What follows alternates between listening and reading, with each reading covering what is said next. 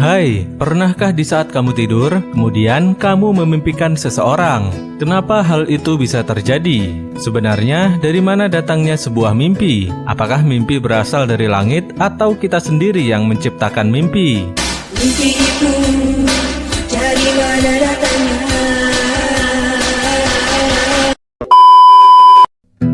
Buat kamu yang penasaran, pada video kali ini kita akan cari tahu dari mana mimpi itu berasal.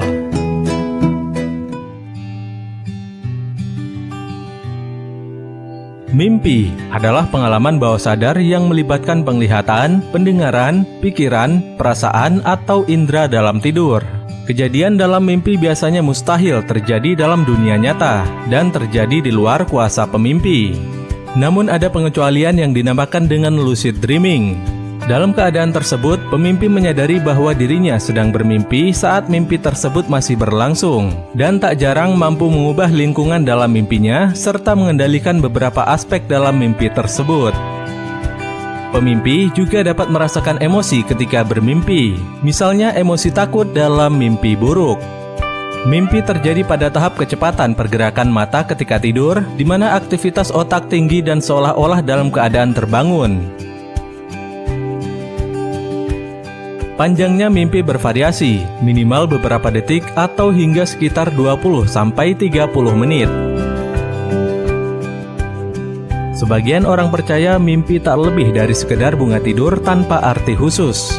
Namun, banyak pula yang meyakini mimpi sebagai firasat terjadinya peristiwa pada masa mendatang, entah itu baik maupun buruk. Sejak dahulu kala, mimpi diyakini sebagai petunjuk spiritual yang membawa seseorang memasuki dimensi yang berbeda. Pengalaman mimpi yang dialami diyakini merupakan pesan-pesan dari masa depan tentang apa yang akan terjadi dalam kehidupan seseorang. Para ilmuwan terus berusaha untuk memecahkan rahasia mimpi manusia. Setidaknya ada 4 teori yang dapat menjelaskan tentang penyebab mimpi. Menurut Sigmund Freud, mimpi adalah motivasi manusia yang tidak disadari. Ia adalah motivasi terselubung dan terendap di alam bawah sadar manusia. Ia menyebutkan bahwa naluri manusia dapat dirasakan oleh kesadaran, namun tidak mampu dipahami secara sadar. Ini seperti kita menyukai sesuatu, namun kita tidak tahu mengapa menyukai hal itu. Freud menyarankan agar kita menganalisis pertanyaan tersebut melalui mimpi. Saat bermimpi, area tidak sadar akan membocorkan informasi-informasi penting yang membuat kita memahami kondisi dan motivasi diri kita sebenarnya. Teori ini diusulkan oleh J. Allan Hobson dan Robert McClary pada tahun 1977. Teori ini menyebutkan bahwa aktivitas otak dalam REM atau tidur nyenyak memiliki kesamaan dengan aktivitas otak saat kita sedang dalam keadaan tersadar. Sirkuit otak tetap memiliki aktivitas yang normal seperti saat kita terbangun. Kita akan tetap mempunyai respon emosi yang nyata saat bermimpi. Para ahli menyebutkan bahwa mimpi hanyalah sisa-sisa dari pemrosesan informasi yang kita terima sebelum tidur atau beberapa hari sebelumnya.